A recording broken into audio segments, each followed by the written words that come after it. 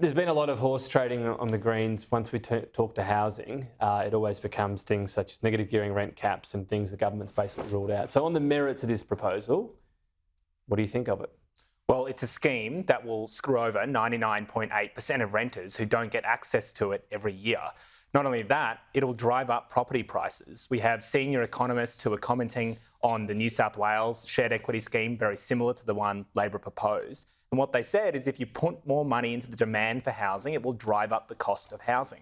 And that's a big problem where 99.8% of renters, many of whom might want to buy a home, don't get access to it. And I would note, by the way, the government hasn't necessarily ruled out shifting on negative gearing or the capital gains tax discount. They're often quite tricky in avoiding questions about it. And I think that's because they know those are the tax handouts that are driving up property prices. It seems like you're saying it's tiny, won't do anything, and it'll push up prices. It can't be both. If it's so small, it's not going to do anything to prices. You have 400,000 new home buyers a year. It's not much demand, is it? Well, the New South Wales scheme has 3,000 places a year. The government scheme has 10,000 places a year. And those senior economists, the former Saul Eslake, the former ANZ chief economist, said the New South Wales scheme could have an inflationary impact on house prices.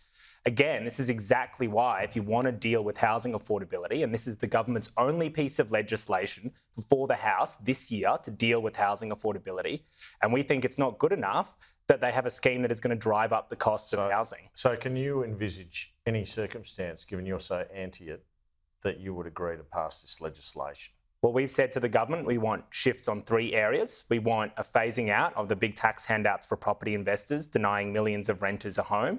We want nationally coordinated caps on rent increases in some form. And we want a much larger investment in public housing. But you're saying it's bad legislation. So why are you still prepared to pass it if you get those other measures? Well, we don't want to let the perfect be the enemy of the good. We understand that to get our policies through Parliament, there does have to be a little bit of to and fro. And that's a message for the government as well. They don't have a majority in the Senate. And I don't think the public would be happy with the government that says it's their way or the highway, when the Australian public expects them to work with Parliament to work out real solutions to the housing crisis. The Greens took a shared equity scheme to the 2022 election. Given that some people would have voted for you expecting this kind of policy, are you still willing to stand in the way of one getting through? Very different policy. So that was a policy for the government to build good quality housing and then sell it for $300,000. So they would build the homes and then sell them to people who couldn't afford to buy in the private market. The government scheme is giving people money to go into an already overinflated private market without building any new housing, and then giving them money to go to auctions to bid up the price of housing.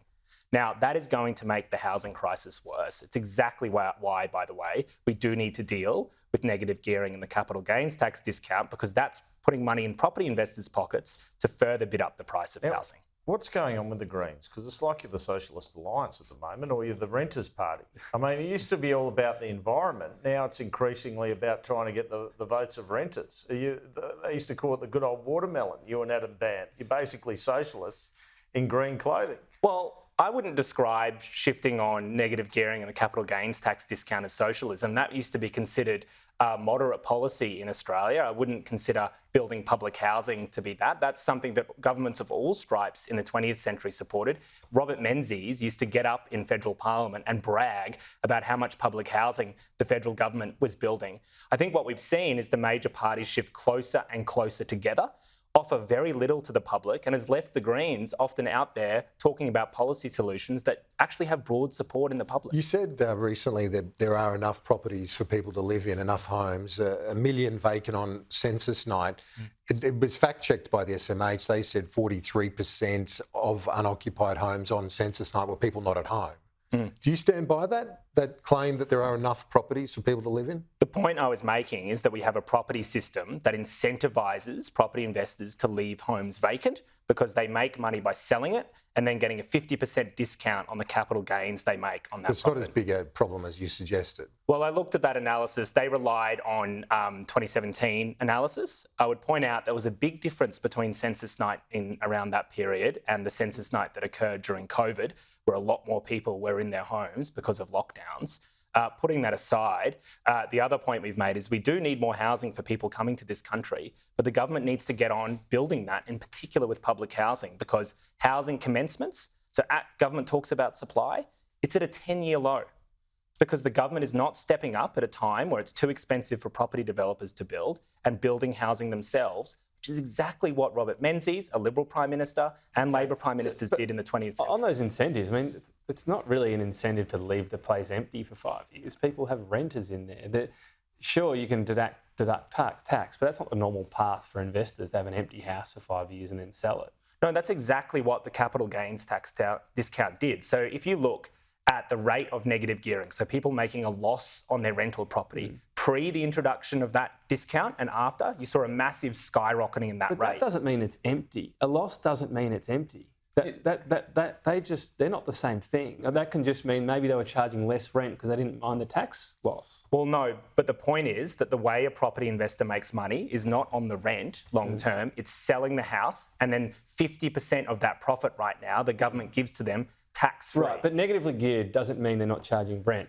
No, of course. But the point I'm making is the tax system is designed to encourage property investors it softens the blow. It's not designed to have an empty house. It softens the blow if you can't get someone in for it. Well, no, that's negative gearing. That softens the blow. The capital gains tax discount is the bucket of gold at the end of the rainbow. It's you sell your home right now. Property investors buys a home, and the way they make money is in a few years' time they sell it, and then they make a massive capital gains that they get 50% of that tax-free. And by the way, 83% of that benefit of the capital gains discount goes to the top 10% of earners. So this is a discount that's costing the government billions of dollars, driving up the price of housing, locking out renters, and actually going to the wealthiest in this country. Shouldn't your MPs with negatively geared properties either divest themselves of those properties or not claim the tax deduction?